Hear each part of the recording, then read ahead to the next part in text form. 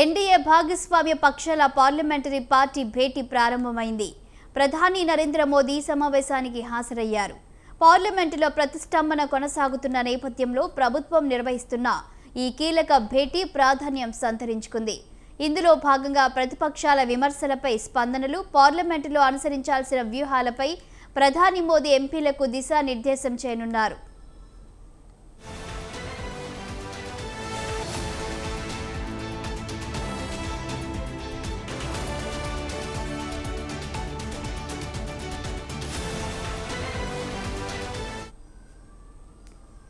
పాక్లోని ఉగ్రవాదులకు వ్యతిరేకంగా భారత్ చేపట్టిన ఆపరేషన్ సింధూర్ విజయవంతమైనందుకు గాను పార్లమెంటు కార్యకలాపాలకు ముందు ప్రధాని మోదీని ఎన్డీఏ నేతలు సన్మానించారు.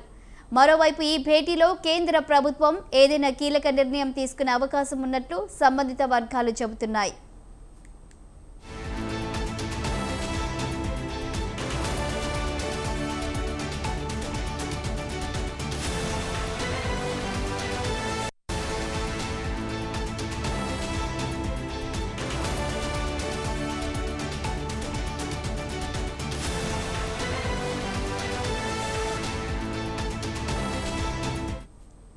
ఇటీవల ప్రధానమంత్రి నరేంద్ర మోదీ, కేంద్ర హోంమంత్రి అమిత్ షా గంటల వ్యవధిలో రాష్ట్రపతి ద్రౌపది ముర్ముతో వేర్వేరుగా రాష్ట్రపతి భవన్లో సమావేశమయ్యారు.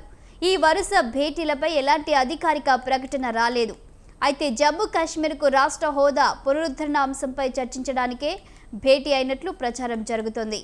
ఆర్టికల్ 370ని రద్దు చేసి 6 ఏళ్లు పూర్తవుతున్న తరుణంలో జరిగిన భేటీలతో ఈ తరహా చర్చ మొదలైంది.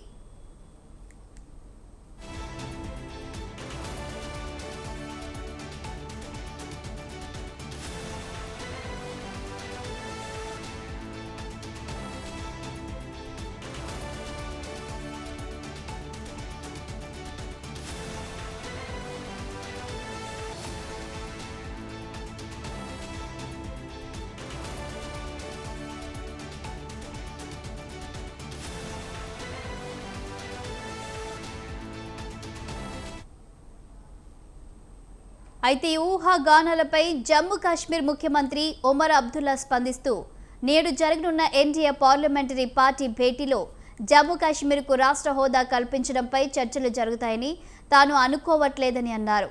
అయితే పార్లమెంటు వర్షాకాల సమావేశాలు ముగిసేలోపు కాశ్మీర్పై ఏదైనా సానుకూల నిర్ణయం తీసుకుంటారని తాను భావిస్తున్నట్లు తెలిపారు. ఈ విషయంపై తాను ఇప్పటికీ ఆశావాదంతో ఎదురుచూస్తున్నానన్నారు. అయితే దీనిపై ప్రధాని ఎటువంటి నిర్ణయాన్ని వెలువరిస్తారనేది తెలియాల్సి ఉంది.